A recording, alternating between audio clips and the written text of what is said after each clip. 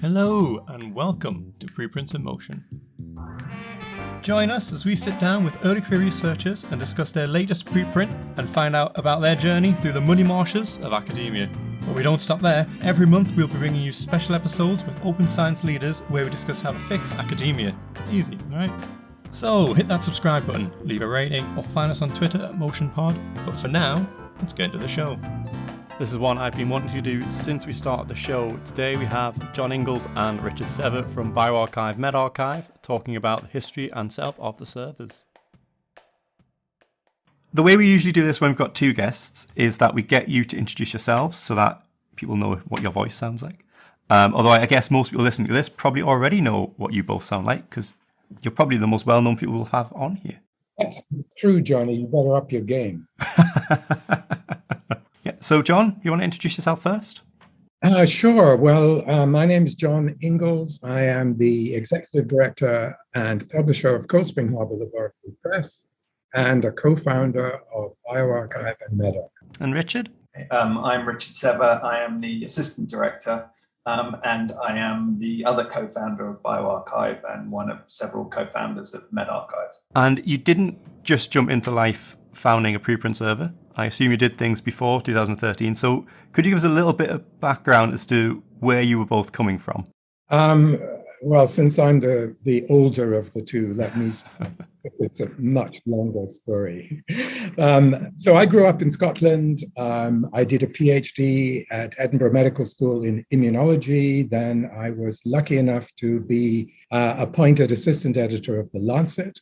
And then I got the chance to start a journal called Immunology Today, which is a monthly review journal now known as Trends in Immunology. And in 1987, Jim Watson called me up and invited me to come to Cold Spring Harbor for a couple of years with the idea that we might turn what was then a small publications department with a 6-month-old journal into a sort of university press. And so what we have now is a publishing house that is a division of the laboratory that contributes to the laboratory in many different ways, that consists of 9 journals and roughly 250 books in print and in electronic form. And then the preprint servers came along. Well, BioRxiv started in 2013 and medRxiv started in 2019. So that's the sort of portfolio of things that are going on here. I love Edinburgh as a city. My next move, I really want to be Edinburgh. I'd love to live there for a bit. It's still my favorite place in the world, John. Really, it's a beautiful city, and the people there are really nice too. I think you and Marlena Dietrich, didn't she say that Edinburgh? It was the most wonderful place in the world. It is. If you could, replace the weather, it would be anyway. Even for someone as old as I am, Richard, she's a little before my time. And Richard? So I'm Richard Sever, and I'm going second because I am much younger than John. But so I in some ways, as a bit of a similar path, I did a undergrad in biochemistry at Oxford, and then made the radical change to move to Cambridge to the MRC to do my PhD at the LMB, molecular biology. And then I too moved into the editorial work. I was an editor at Current Opinion in Cell Biology, Trends in Biochemical Sciences, and then for a while worked at Company of Biologists, who as executive editor of Journal of Cell Science. And then I came to at John's invitation. Well, at John's second invitation, maybe we can get into that, in 2008 to Cold Spring Harbor to do new things. And so some of those involved books, some of them involved review journals like Cold Spring Harbor Perspectives, and of course, BioRxiv and medRxiv being the most recent new things. So that you're kind of jumping into my next question there then, which is how come you both met? But I guess that's John trying to poach you. Well, I was thinking about that the other day, Johnny. The move to online publishing in scholarly publishing made a tremendous difference. Scholarly publishing was pretty siloed up to that point. But one of the things that happened when we all started putting stuff online was that organizations like the National Academy here started having meetings to sort of discuss this new landscape of online information distribution. And so we started meeting people in that context that we hadn't met before. And so Richard at that time was still at Company of Biologists in Cambridge and would come over for the National Academy meetings. But also both his journals and ours were hosted by Highwire Press, which had community-based meetings, and that introduced us all to, a much wider circle of people than we had known before. And in my case, that included Richard. So as he said, he gracefully declined my first invitation, but I am known to be persistent. So we circled back, and this time I think there were other attractions to coming to America, but maybe he doesn't particularly want to get into that. Well, no, I mean, it's interesting. I hadn't thought of the National Academy meetings, but yeah, there was those. I mean, the meeting I remember seeing John at most of it, and actually this is one of those things where, we talk about, the situation with the pandemic and so much going on remotely. And it feels like this was an example of one of those instances where there was a kind of, environment that it's very hard to recapitulate in the online world, in that, so we would go to these meetings, but the one I remember in particular, because I went every year for many years, was the American Society for Cell Biology meeting. And I would always see John, and he would be somebody I would see at, that scientific meeting, as well as these sort of more editorial publishing type meetings. And I think, I can't remember exactly when, but I do remember at one fairly early on speaking with John there, and we'd met a couple of times, and he asked me if I was interested in coming to Cold Spring Harbor, and I said no.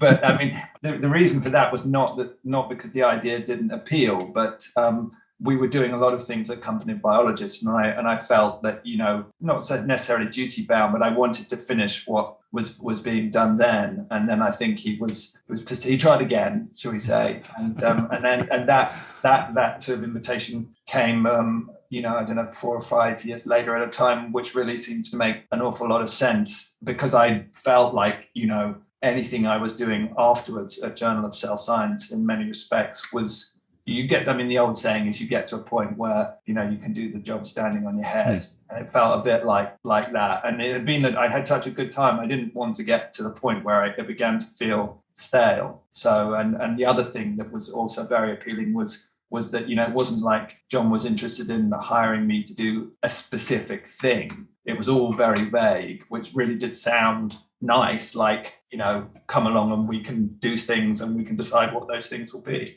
And I think that's crucial, Richard. And I'm glad you raised that, because, one of the great benefits of doing what we do is that we're doing it in this institution, which is interested in, broadly speaking, the reason there is a press or a publishing house at Cold Spring Harbor is because our job is to do things that are useful to science and scientists. So, and we've done all kinds of different things that we rationalize on the basis of, scientists would find this helpful or useful or entertaining or educational. And we've done a lot of different things. The institution is interested in novelty, willing to put resources behind new things that we can justify. And we've been very fortunate to have that support from every level of the institution, through the scientific staff up to the administration and to the level of the board of trustees. So it's been a great experience. And I have no intention of staying in this country for as long as I can, but it's just been continually interesting. And that's such an important point about being embedded in the lab, and it's hard. There are universities and there are research institutes that have some form of publishing enterprise, but I think, I really don't think that there's anything like Cold Spring Harbor in that respect. John supervises students here. I lecture students on various things, and it's really integrated in an incredible way. And, sometimes I think it's really important for the kinds of things that we do, having that experience, being right next to, having sort of faculty 20 yards away, that type of thing.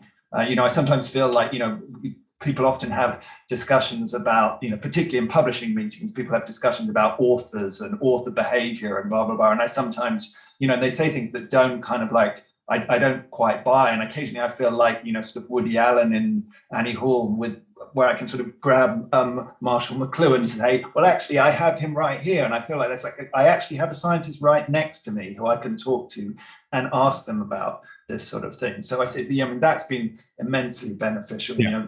The other thing that we have sort of thousands of scientists coming through Cold Spring Harbor every year who aren't Cold Spring Harbor scientists, because we have this meetings program. So it's that's been going on for decades. So it's and I think, as we get on to talking about things like BioRxiv and medRxiv, that's what I've always thought was the natural extension of lab activity, and why Cold Spring Harbor was absolutely the right place to kind of create BioRxiv, because it fitted with this unusual place which had a stellar research program and this kind of more than 100-year-old science communication program. Yeah, the meetings coming off through science, it was the Cold Spring Harbor meetings and the Gordon Keystone meetings that were the two that I was told you always must go to.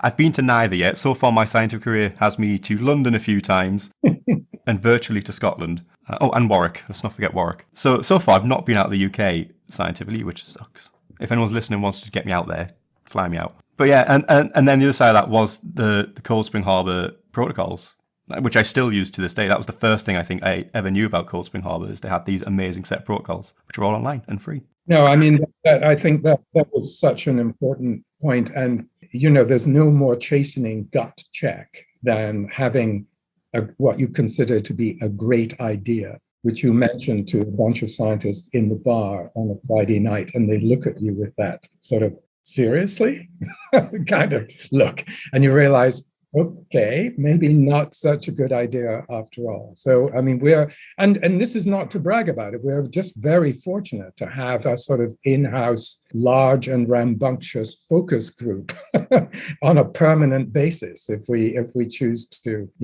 use them that way. And the faculty are generally very generous about sharing their opinions and their expertise and their practical help too at times. Are they all supportive, or do you have a nice group who will counter that as well?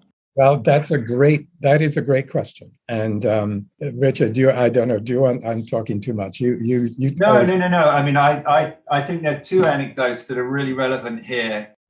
Since I'm so often the bad guy and John is the good guy, I'll let John be the bad guy and tell the nasty one first. Yeah.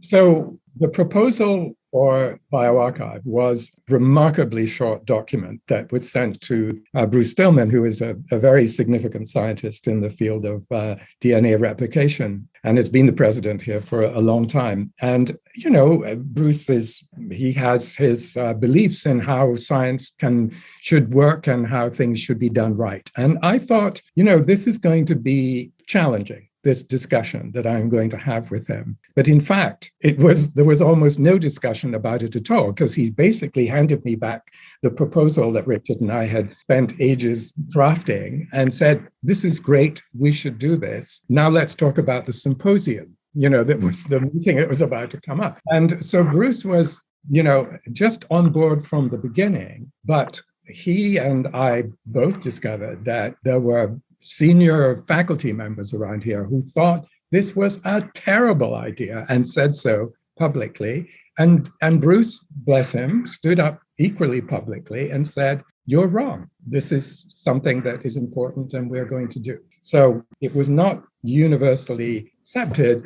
And in fact, I think what we found in the early days of BioRxiv, that there was a division very much along generational lines, that the younger faculty, the younger postdocs and so on, they thought it was a terrific idea because they had grown up as digital natives, sharing everything about their lives. And why shouldn't you share science in exactly the same way? But for the more established PIs, I guess, feeling that they had turf to protect, the idea of, giving away preprints, that took a lot of getting their mind. And another aspect, I recall very vividly, which again speaks to the advantage of being embedded and having people that you can talk to who are real scientists, was, there'd been this kind of narrative for years that archive, physics is different. Physics and maths are different. It won't work in biology. It's fundamentally different.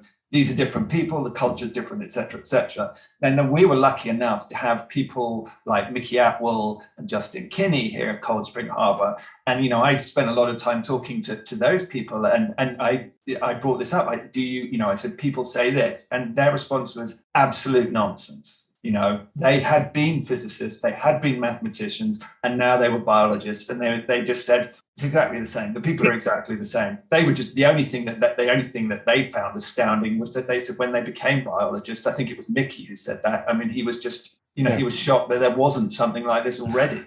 But, you know, one of the strands towards BioRxiv, Jonny, starts, it actually can be traced back to 1998. When one of the meetings that we had, as one in our small conference center, the Banbury Center, was about the genome and all aspects of what was the emergent, you know, genome science. And there was a session in that meeting that Paul Ginsberg, the founder of BioRxiv, was invited to. So this was 7 years after BioRxiv had got going. Now, the other participants in that session were Mike Eisen, yet to found PLOS. The meeting itself was organized by Pat Brown, yet to found PLOS. David Lippman, who was a big advocate for, you know, open access, he spoke in that session as well. And there was Michael Ashburn, who was a Drosophila geneticist who was very much involved in pushing the idea that genome data should be open, freely accessible, and shared. So there was, you know, the organizers of that meeting, even in 1998, genome scientists saw this idea of sharing was in the air. And that, as you know, infused how the whole Human Genome Project evolved, with the open sharing of meetings, open sharing of data and techniques. And we had and still have an annual genome meeting at Cold Spring Harbor, where a lot of that sharing took place. So I talked to Paul at that meeting in 1998, and I didn't really know much about BioRxiv at that point, but I remember thinking this would be a fantastic idea, but I just don't think the community at large is ready for it. And I remained firm in that belief. And as you know, from those years onwards, there were a number of efforts to start preprint servers in biology and medicine, which didn't take off for a variety of reasons. But I think one of the reasons was that the community was just not ready at that point. Timing counts for everything. Yeah. I mean, that feeds into my next question, which is sort of what expectations did you have when you set this up? Did you think it would be what it is now, or did you think it might last a few years and then it might fizzle out like the other ones had? I think it was really difficult to know, but I do think, you know, as John says, we did have a sense that the timing might be right, because I mean, as I said when people have asked me in the past about the birth of BioRxiv and the idea for BioRxiv, I'm always very keen to point out that this is an incredibly unoriginal idea. It was an idea that many people had had many, many times, and so that there wasn't a eureka moment. And as John said, this had been percolating for a bit. I remember a conversation with John when we talked about this, and I think, if I remember right, John, even you were a little bit skeptical, because you were like, well, I've heard this idea many, many times. What's different now? And for me, I think the thing that really made me think that the time was nigh was seeing the population genetics community, who, even in the absence of a BioRxiv, were trying to move in that direction. And there was a site called Haldane Civ that Graham Coop and Joe Pickrell had set up to kind of point to this handful of sort of population genetics preprints that were on archive. And so then we started talking to a lot of people around, and John mentioned the Biology of Genomes meeting. And we had this incredible sort of lunchtime session, which I remember very vividly, because we got Joe and we got Yaniv Ehrlich, who was a former PhD student here who was keen, Leonid Krugliak, who went on to become on the BioRxiv advisory board, and several others. And it was it was weird, because it all seemed a bit cloak and dagger in a way. It was the idea of getting these people in one room and saying, look, we think we should do this. What do you think? And to which the answer was, yes, absolutely, you should do it. And, John, I seem to remember there was some reporter from Science who got wind of this and was trying to get into the lunchtime room. And we were like, look, this is not an open meeting. But there was this sense that a kind of like, if not now, when? And certainly, John, I don't know what your feelings were at the time. We did talk about this a bit, but I certainly felt that this was now inevitable, that someone was going to do it, and that absolutely it should be done by us, because I think that's the point where we were sort of arrogant enough to say Cold Spring Harbor, because of all these other reasons, because of the biology of genomes, because of the connection with genetics, and just knowing about how the publishing ecosystem works, because we knew, frankly, that there were going to be challenges there, because there might have been a handful of Cold Spring Harbor faculty who weren't keen on the idea, but there was a lot of people in the publishing community who were really not keen on the idea.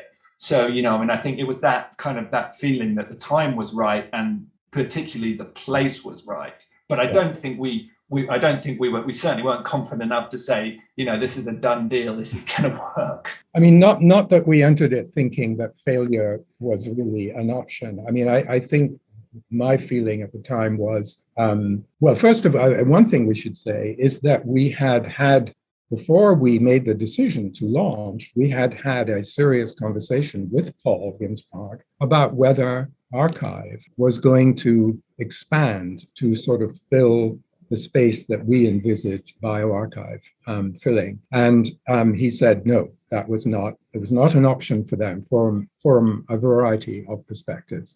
So that was encouraging. I think I felt that if at the very worst, this would be useful for the genome community and maybe computational biology and so on. Just, a little sort of, perhaps it would be smaller in scope than we originally imagined. But, we didn't know, but we set it up with these 26 subject categories and sort of waited to see how quickly they'd be populated. And the first subject category out of the box was not one that I had predicted. It turned out to be evolutionary biology, which in retrospect, one can perfectly easily understand, but wasn't a predicted event. So a lot of the sort of initial take up was in those kind of areas, though. It was where you would kind of expect it to be. It took a little bit longer for some of the rest of us to kind of catch on. Absolutely.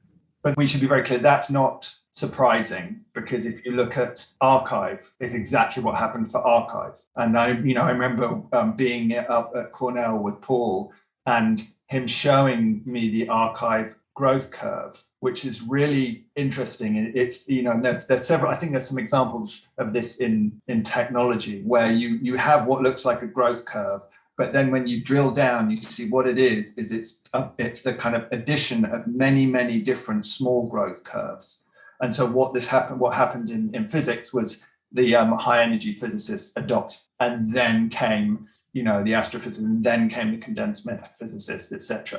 And we feel like the early days of BioRxiv were similar in that respect, in that the early adopters were these people in evolutionary biology and genomics. But very quickly, you got a sense that the broader community of genetics was interested, and then kind of steaming up behind came the neuroscientists, because a lot of those did computational work, and so you get some of this, and then cell and developmental biology. And what's kind of interesting, and I've had conversations with people in the cell and developmental biology community, is sort of time zero for them is kind of like a couple of years later than the time zero for they literally hadn't heard of it. Mm-hmm. And it was quite, one of the things that was kind of interesting in genomics was very quickly you'd go to meetings like the Society for Human Genetics or Biology of Genomes at Cold Spring Harbor, and you'd find almost every presentation in some sessions had a BioRxiv link at the end. And now that's not unusual at all. And you can go to an SCB meeting, or you can go to a COVID meeting and see that. But at the time, it was pretty unusual. So it was interesting to see it percolate through. And I think the one lesson I've had, and actually this is something that Paul says an awful lot about BioRxiv and preprints in general, is that no community that has started doing this has stopped. And that, I think, it's just a question of when you start, and maybe the rates are different in different subfields for different reasons. I mean, even in physics, there's incomplete penetrance of preprints in certain fields, and we mustn't lose sight of that. It just takes time. So one of the stories I've heard about the early phase of arXiv is that there was a big name jumped on really early on, and when that preprint was posted, suddenly everyone else sort of followed suit. Did you have any sort of huge names early on that sort of sped up that process, or did you just have a lot of different people adopting it? I don't think that was true in the beginning. The growth curve was fairly smooth and, generally speaking, upward. What did happen was that ASAP Bio organized a meeting and invited a number of Nobel Prize winners, and they made public statements in support. People like Carol Greider and others made public statements in support of preprints, which I'm sure helped. But we were already on a upward trajectory at that point. But there was as a consequence of that meeting, for example, there was a story in the New York Times about it. So, there's a sense then amongst some people that, oh, well, that's when BioRxiv got started. But actually, it had been going for at least 2 years up to that point. But there's no question that, a community that is influenced by significant figures. And if certain people adopt certain practices, then it has an impact. But I think the driver, as I said earlier, the real driver behind BioRxiv has been young scientists who were often willing to go to their PIs, who may have been quite reluctant, and say, I think it's important that we do this. And we've heard those stories over and over again. That's one of the things we hear a lot. So the people we talk to, we always ask sort of whose decision was it to preprint and why they chose to do that. And in all cases, if the early career researcher is aware of BioRxiv and preprinting, it's their decision. Or it's been a young PI who is obviously, it benefits them too.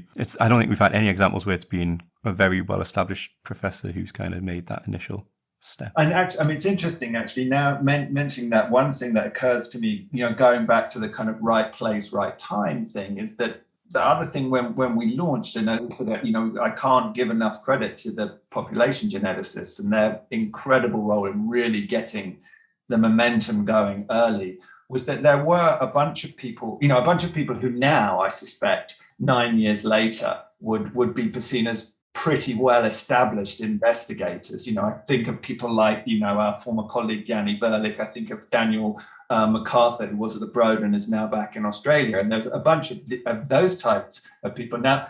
But actually, when we were launched, they were very young, freshly minted PIs. I mean, my first interactions with Daniel, for example, were when he was a postdoc. So I think there was a group of these people who, many of whom have gone on to become real superstars in genomics, who were just at that point, they had just started their labs and they were looking around and they were saying, this is, they were like, absolutely the right thing to do. And so I think, that was, there's a whole constellation of things that one can talk about that really helped things along. And I think just the timing of those things, and they were a lot of those people were people who were putting exciting, interesting new work out, so that then more senior people would. I mean, I remember going to see Aravinda Chakravarti at Johns Hopkins, and I hadn't really talked to him about BioRxiv. I didn't. I mean, he wasn't like a Twitter presence who people were, but it was quite clear that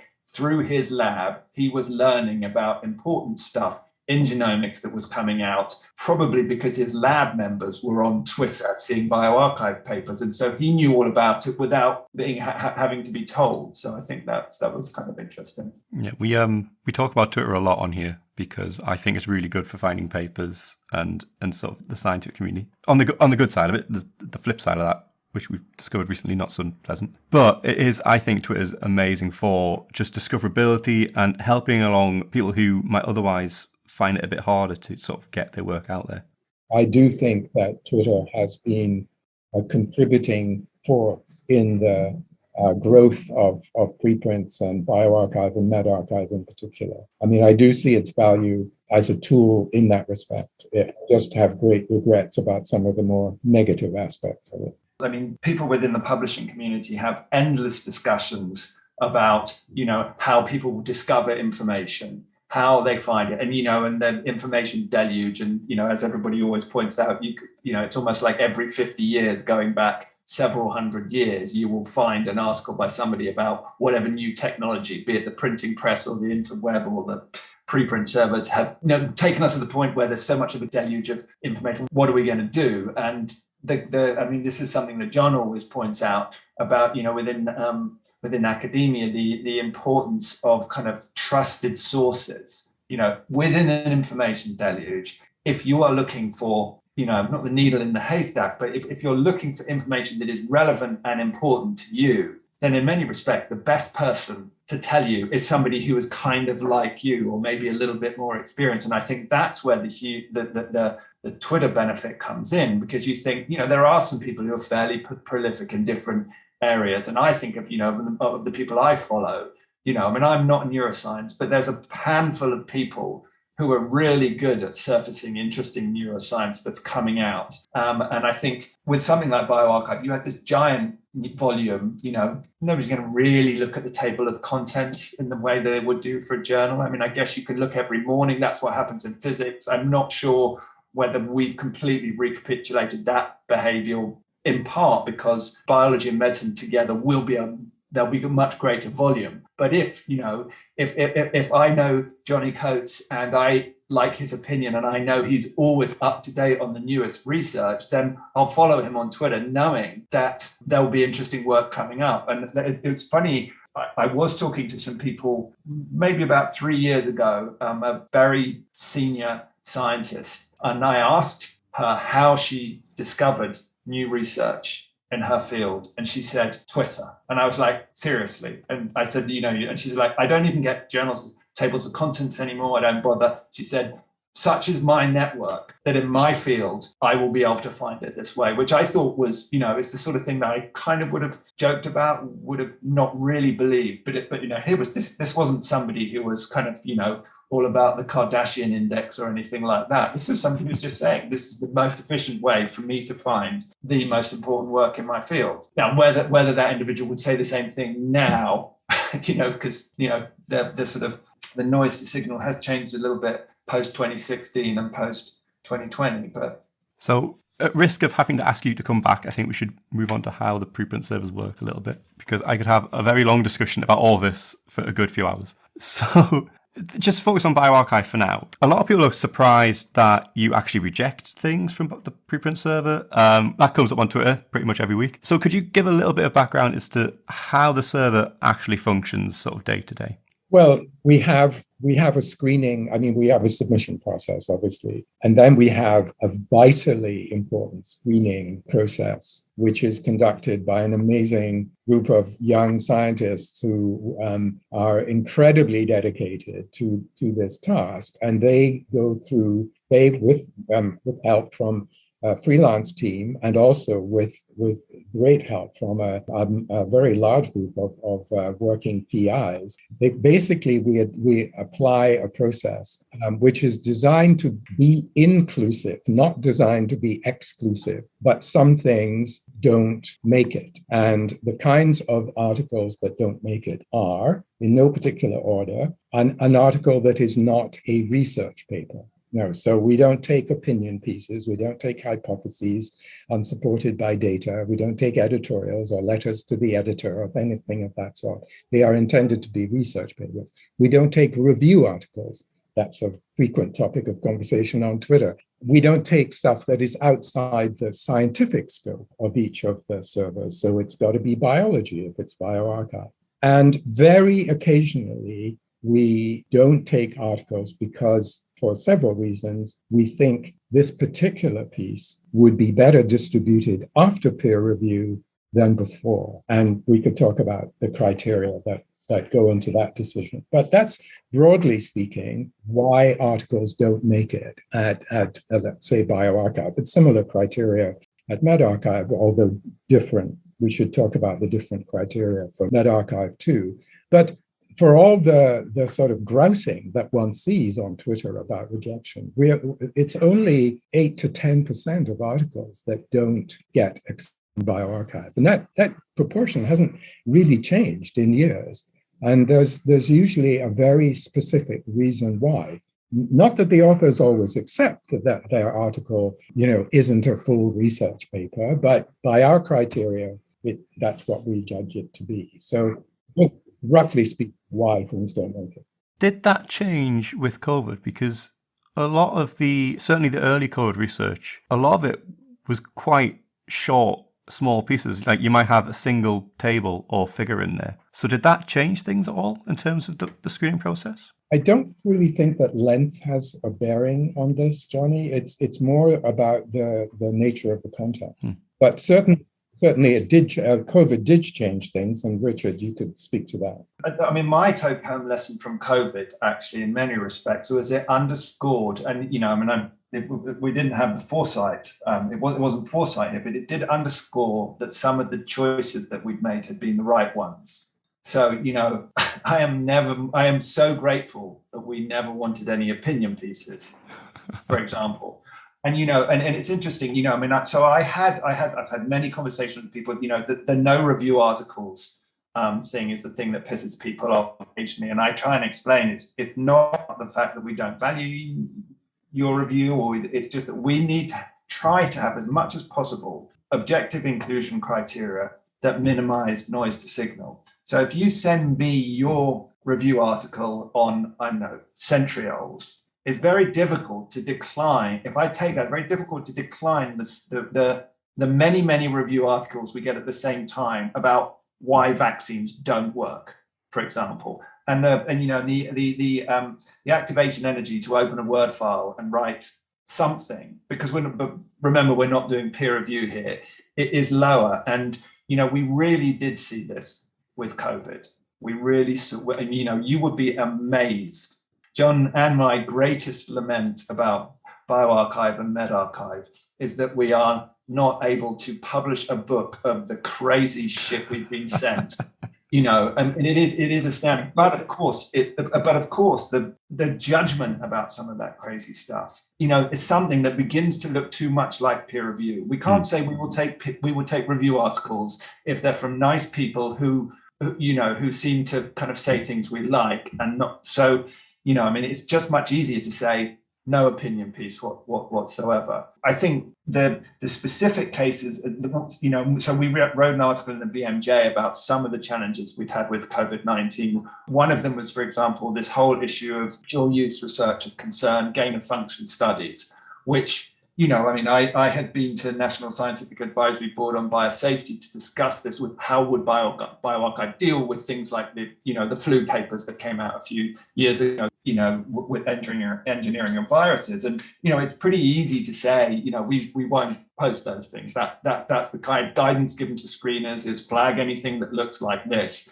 And, one of the criteria you have for things like are pathogens of pandemic potential. That's the kind of gain of function thing that people are worried about. And so we continue to have that but on the other hand, if you're in the middle of a pandemic and the pathogen you're talking about is already pandemic, there's no potential there. And somebody is doing some, engineering of that to try and understand what's going on with antibody evasion or something like that. Is that suddenly PPP or you already reached that and it can't be any worse? So, that was something that we had to think about and take advice from early on in the pandemic. I think the only actual specific change, correct me if you think I'm missing something here, John, but the only specific change I think we made, it was for predictions based on in silico research. So we're very keen. We have a lot of computational biology on BioRxiv and some on medRxiv, and we don't discriminate that.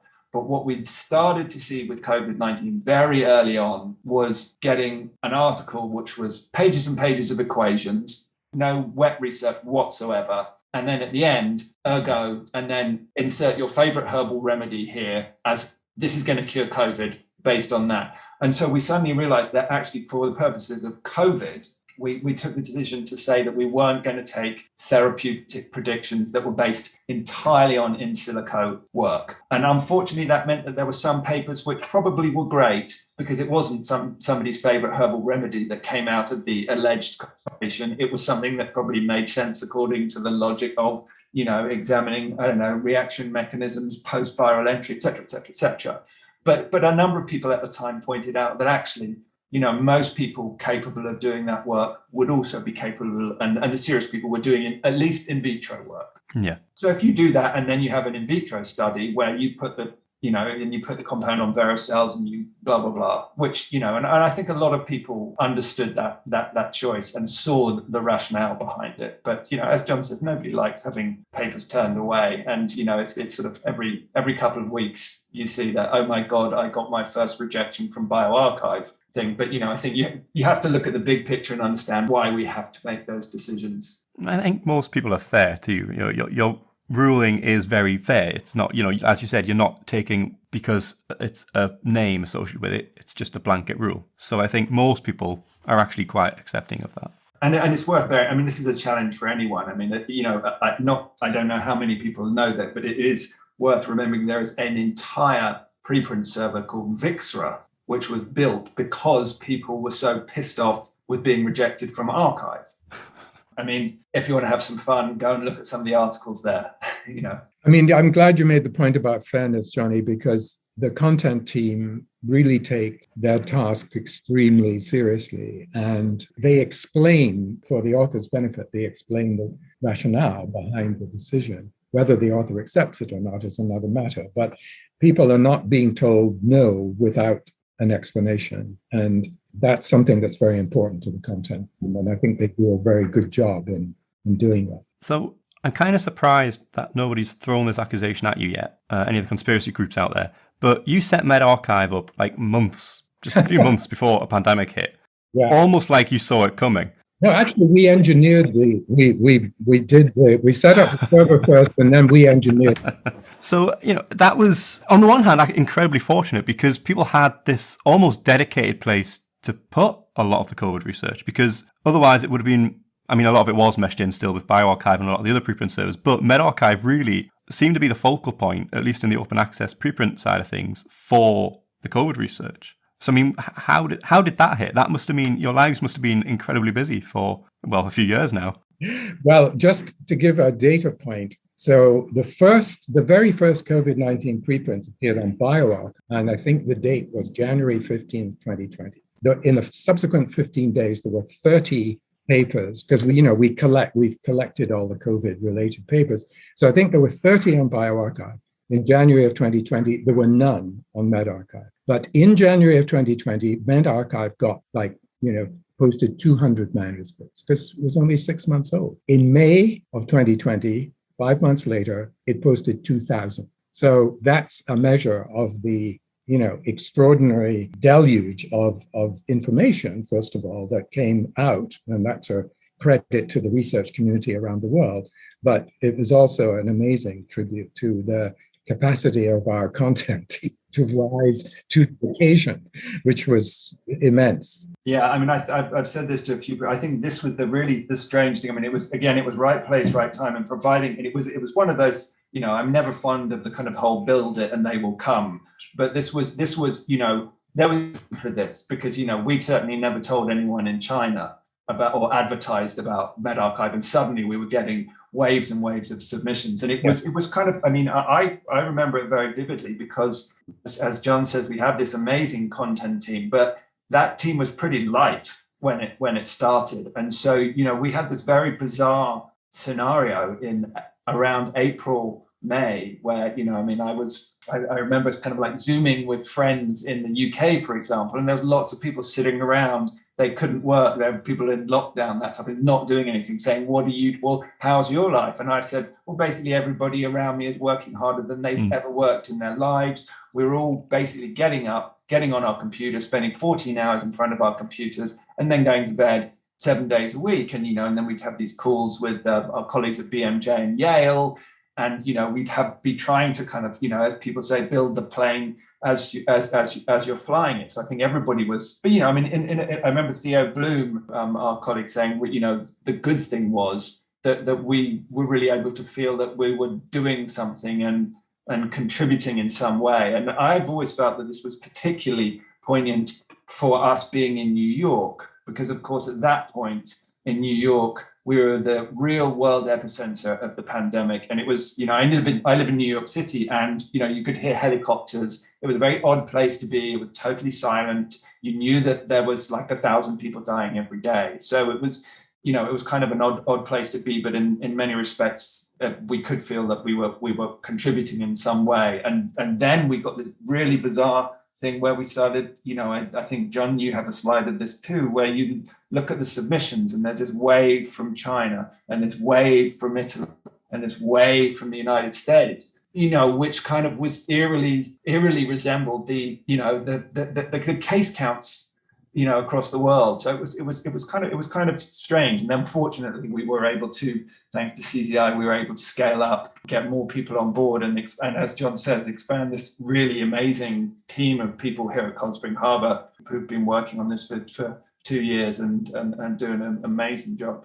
I mean, to go back to your original question, Jonny, there was actually an editorial in the New York Times written by Eric Topol and Harlan Krumholtz in, I think, 2015, basically saying there is this thing that biologists have called BioRxiv. Medicine needs this too, for a variety of, rather specific reasons, only some of which was to do with accelerating the pace of medical research. One of the things that Harlan in particular is very concerned about is the frequency with which the data from clinical trials do not reach any kind of broad audience. That journals tend to publish the results of positive clinical trials, and there was not a mechanism for sharing inconclusive data from clinical trials. And Harlan felt very strongly that a preprint server could perform that function, among others.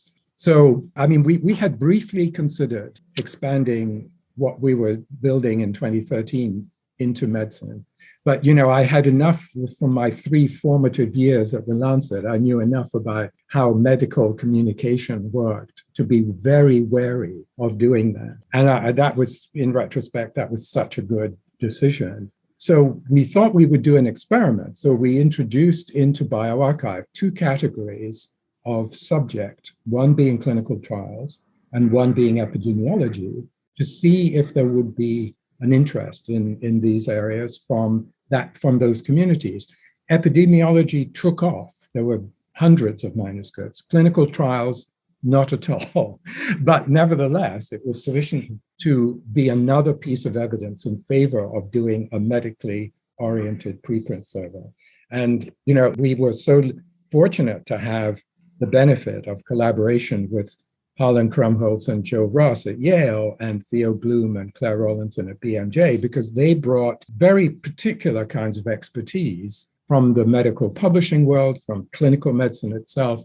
And that partnership, I think, has been absolutely essential to whatever medRxiv has accomplished so far. And we have weekly meetings about about individual manuscripts in which there are different perspectives. And that's been hugely valuable. Because I think that was the one thing that was and what was part of our reason for sort of initially treading very carefully and just dipping our toes in the water with those trials and epidemiology sections, was understanding that it was different in medicine. There were different concerns, and really underscoring to people that the screening at medRxiv is more severe. It's not peer review, but the first thing we did when we introduced those clinical trials categories in BioRxiv said you've got to have a registered clinical trial ID. And that was the sort of first step. And then when we sat down and conceived medRxiv with the folks at BMJ and Yale, there was all these other things that we collectively decided were necessary. You had to have a statement about IRB approval, and lots of papers are returned saying if you haven't got, you need to do this if it's not public data, etc. And again, I think that served us well come COVID-19, because suddenly you had all sorts of treatment claims, etc. And it was really important that you had inclusion and exclusion criteria, and the numbers of papers rejected from medRxiv are significantly higher. And this kind of better after peer review, this whole notion of things that might potentially be a danger to the public because of causing a change in in behavior. So people always, they talk about the MMR Lancet paper years ago. And we always say, that wouldn't have gone on medRxiv because we wouldn't have made any judgment about the quality of the paper. We would just say something like this needs to go through peer review because the consequences of being wrong. And of course, the consequences of being wrong there were incredibly severe. So we didn't want to do that. So it's, and again, it's back to, we've had papers that we know are very, very good submitted to medRxiv, and we say we have to decline it because, the consequences of being wrong are too risky. It needs to be better through peer review. And authors, can be quite upset about it. And it's like, well, this is why. It's not a judgment on the quality of your work. And that feeds really nicely into what I was about to move on to. But before I do, I think it's worth pointing out that throughout the whole pandemic, amazingly and incredibly, the whole team have somehow managed to still get preprints screened in like 2 to 3 days, which you were doing before the pandemic. So that is just an incredible effort. Well, I'm glad you noticed that, Jonny, because that really is a tribute to how hard our colleagues work in this respect. They are amazing.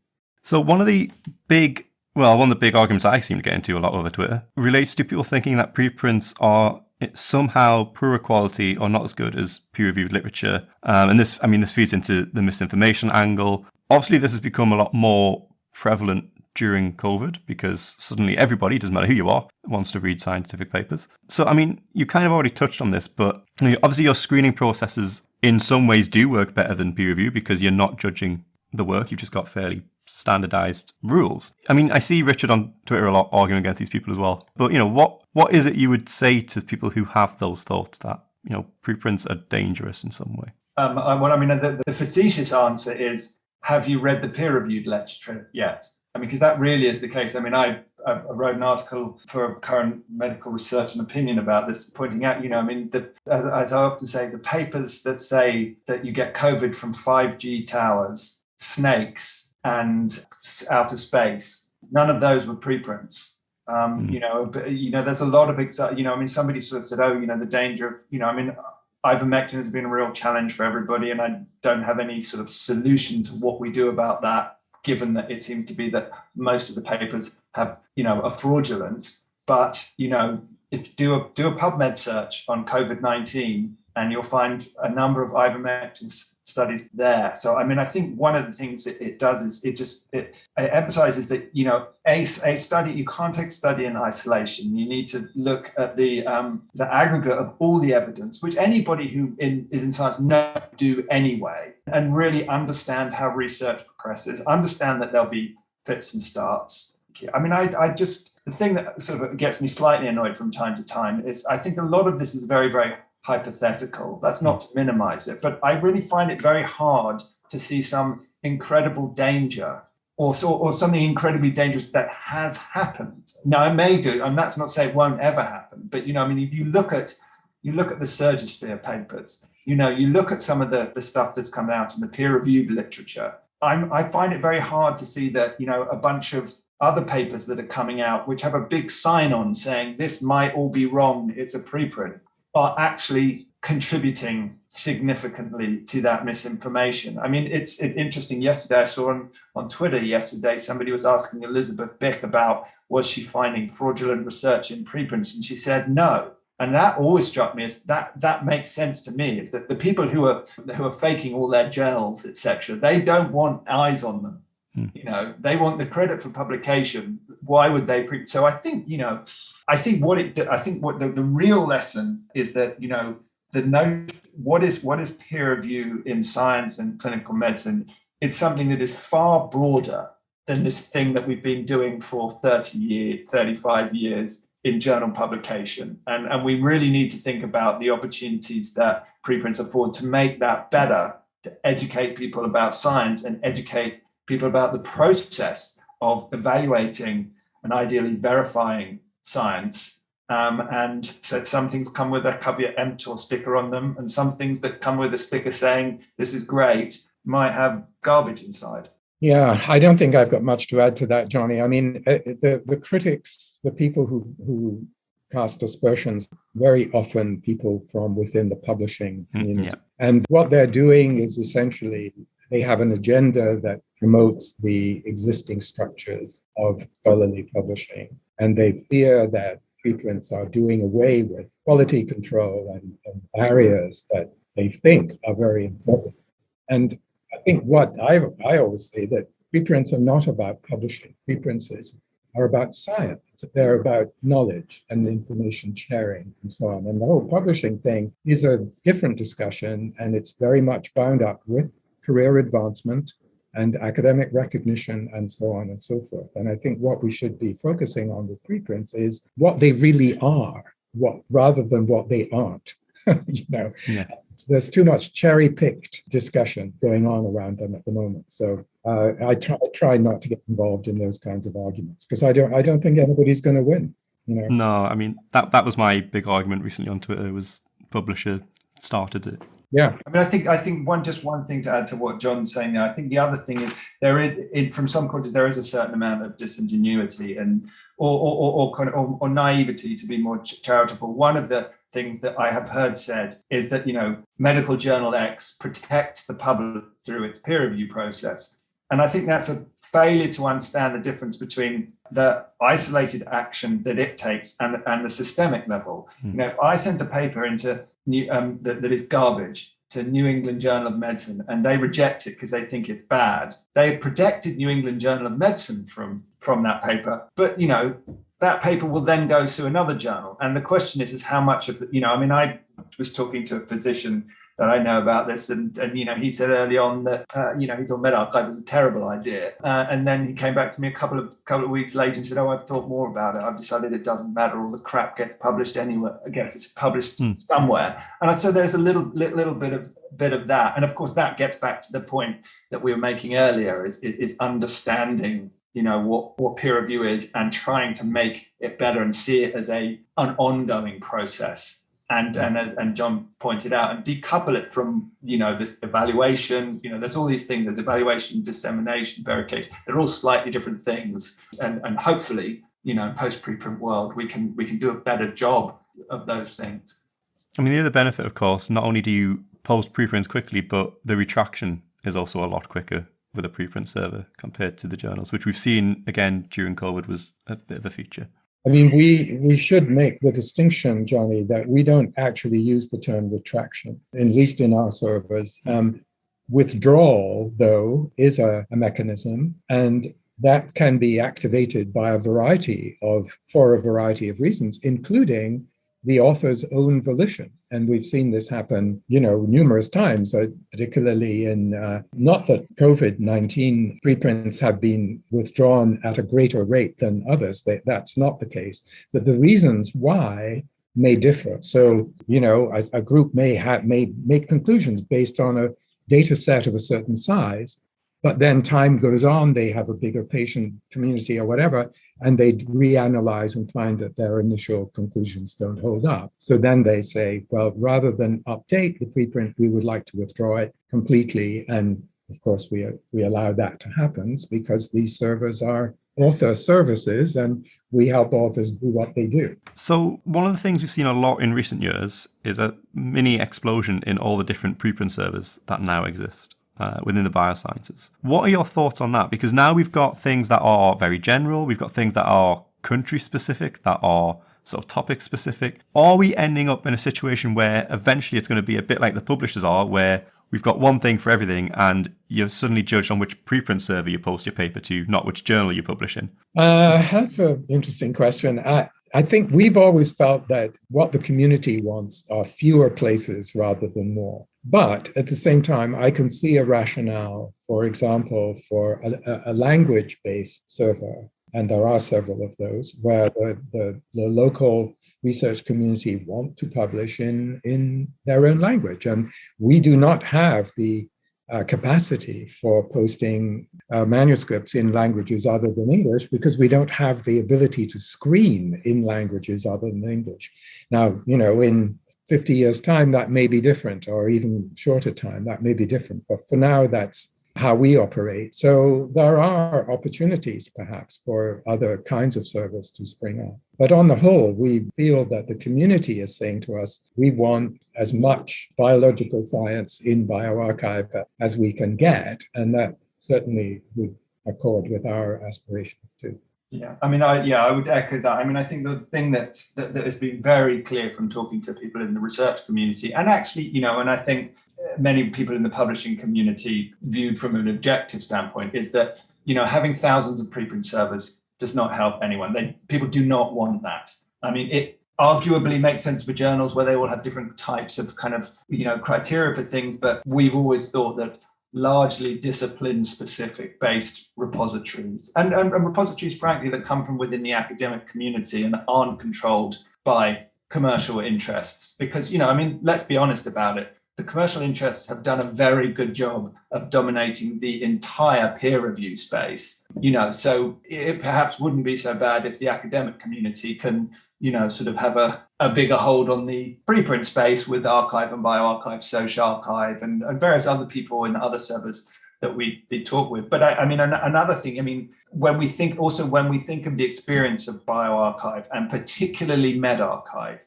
about the effort that has gone into thinking about inclusion criteria and screening criteria and how to do this responsibly.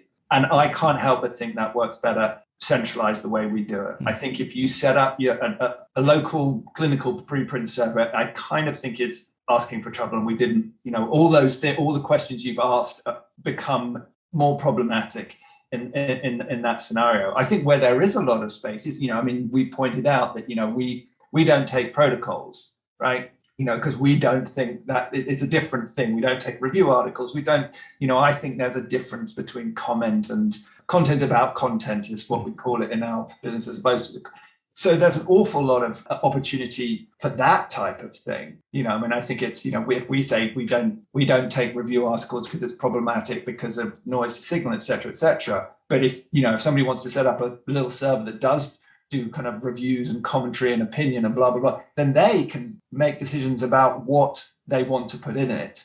And their decisions may be, we'll only take papers from certain people or whatever. We could not apply that to hundreds of papers every day. We could, it is problematic for us to say we'll take a review article from this person at the Broad, but we won't take them from this person in the global south that we've never heard of.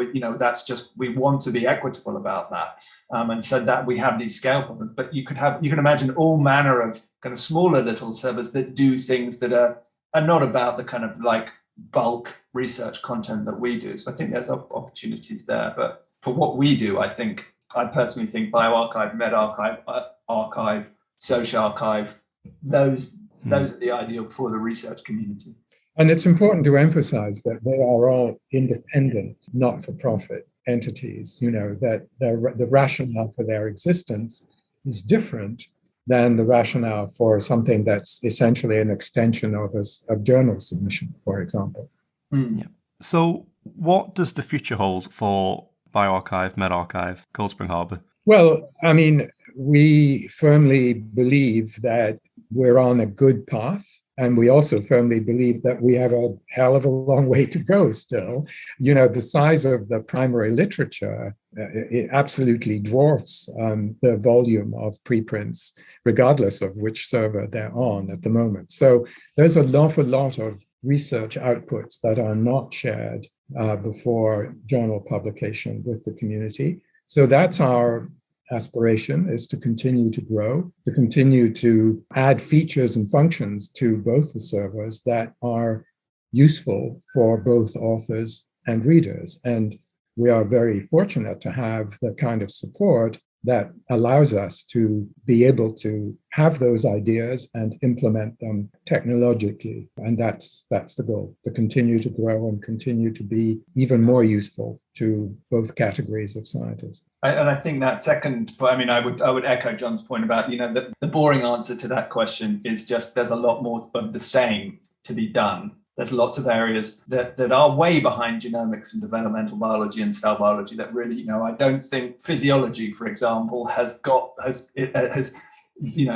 notion has not penetrated into that community. So there's a lot more work to be done in a lot of those fields and really get to the point where there's it just becomes a reflexive habit that, you write your paper, you put it on BioRxiv and try and have that everybody do that for every sort of sub-discipline. I think it's ultimately the goal. And then going back to this idea of kind of, peer review is a question we're frequently asked is, well, why doesn't BioRxiv just offer a peer review service as well? That would be so much easier. And we've stuck to our initial kind of sort of mission to decouple these things. So we can say absolutely BioRxiv is not going to do that. That is not what BioRxiv is about. On the other hand, we know that the existence of BioRxiv can create space for other things to evolve. And so, I think you're involved, if I'm correct, within pre-light and things like that. All of these things, I think there's a really exciting prospect for a new communication ecosystem to evolve. And we want to nurture that, because if you have BioRxiv, if I would often say, if I were launching a journal tomorrow and all the papers are going to be on BioRxiv, why would I build a hosting platform? And so it's thinking about what can we do. We do this with journals, with the B2J, J2B pathways, where we make things easier for authors and for journals. That has also been extended to things like review commons. What are these other things that we can help? We can help the community experiment by providing a kind of like, we often, I think John and I both have a slide which says BioRxiv is a utility. And then there's all these other things that can flourish around it, knowing that they don't have to worry about the water system, so to speak, so they can build something more interesting. And we will help them. We will try and build the correct adapters from us to them, and they can be reassured that we're not going to actually change our mind and say, you know what, we're now going to do the thing that you're doing. And so, you probably saw the new dashboard that we have that links to all these other things. And the critical thing about all those things is that, that's not BioRxiv. It's like, there's a peer review from eLife or EMBO. That peer review is sitting in hypothesis, not part of BioRxiv. It was put in by somebody from eLife, not part of BioRxiv. But the point is, when you're on BioRxiv, you can see it and you can see who did it. And, we have the various other things, and we'd like to expand that further. The most recent example being the conference videos, where if the talk is recorded related, then the conference can put it in, and it comes back to kind of that trust thing, is that it's not just any video that goes up there. It's the video where that this was recorded, it is related to the preprint, the author has assented, and it's under the auspices of this group who are essentially verifying that it is relevant, has been moderated, etc. And BioRxiv is not doing that. Yeah, that's kind of the two things that, and the podcast, that make me keep coming back to BioRxiv as basically the only preprint server I really use, for being honest. Sorry to the rest of them out there. Is that sort of community is just great. I'm involved with some of that anyway, but it really helps when you're looking at an article and trying to decide if it's good or not, if you can trust it or not. I don't have to rely on anyone from BioRxiv to tell me, because it's all linked out on Twitter, or there's reviews there, and it's all in one place, which is the best thing. The other thing, and actually I was chatting to a journalist from the BBC last year, and this is something he said, and I completely agree, and it's actually the really, really boring thing, but the way you do your categories on the side is so simple and straightforward, and he said that was his favourite thing about BioRxiv, just because he can get into exactly what he wants really, really quickly and simply. And actually, when I thought about it, that's the same thing I do. So when we're looking for people to invite here, I just click through the different categories and look at the first sort of 3 pages and see what jumps out. Some of those are more interesting than the others. But yeah, that's how I do it. And it's such a simple thing, but it's something that, a lot of journals don't get that right. A lot of the other preprint servers don't get that right. It's a lot more complex. So yeah. A corollary to your question about the future of the service, Jonny, is a question we often get asked, are preprint servers going to replace journal? And that was never part of the intent. That's never been part of the vision. And as we've shown, I think, in this conversation, integration is important to both of these servers, integration in a whole variety of ways and with a whole variety of other entities in the scholarly publishing ecosystem.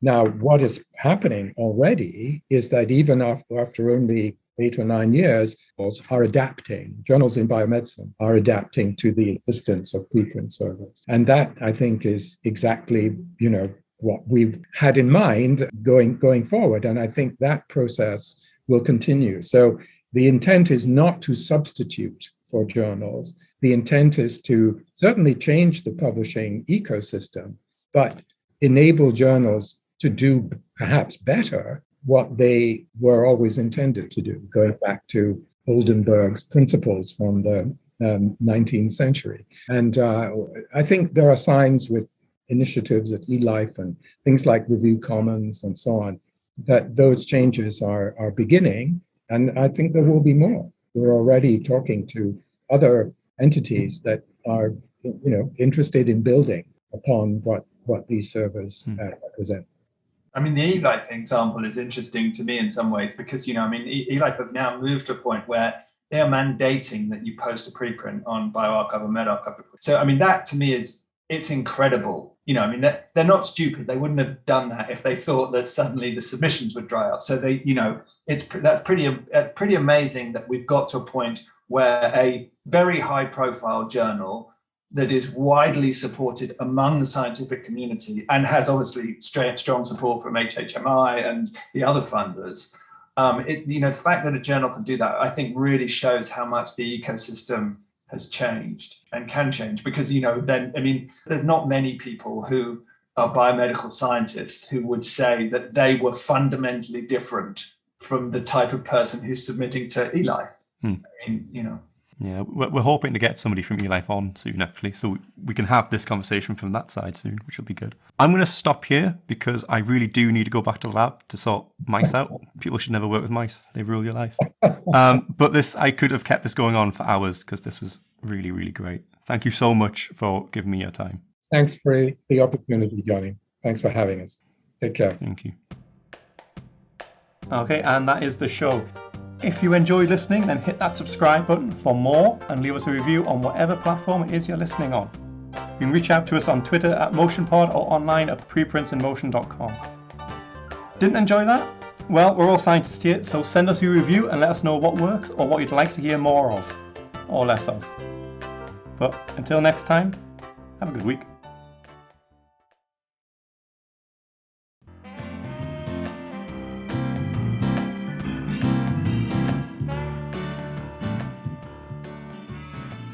Where do I find out about the different BioRxiv licenses? This CC, BY, CDXY nonsense is driving me nuts. ASAP Bio have a resource for that. Ugh, that's your answer for everything. That's because they have everything you need to know about preprints. Sure, they probably have the basics, like info on the preprint servers, but what else is there? There's so much more. Looking to post a preprint, but not sure what different journal policies are? They have a collection to help you out with that. There are meetings around preprints and associated services. If you want to know how preprint adoption has changed over time, there's even a page on that. And COVID? They have a big section on preprints and the pandemic, plus some really cool infographics for communicating preprints. And university policies? Surely they don't have that. They collect uni policies where possible. Okay, they do sound pretty impressive, but is it not a bit of an echo chamber? It can be, but ASAP Bio also engage with people who don't love preprints and have concerns. So we had an excellent discussion on this very topic a couple of months ago. Oh, is there anything ASAP Bio don't do? Honestly, no, they're so nice over there. They were so quick to jump in and support this show. It's your one-stop shop for info on preprints and open science initiatives, so head over to asapbio.org to learn more and subscribe to their newsletter for the latest in preprint news. If you want a deeper dive into the world of preprints, then look out for the next recruitment of ASAP Bio Fellows.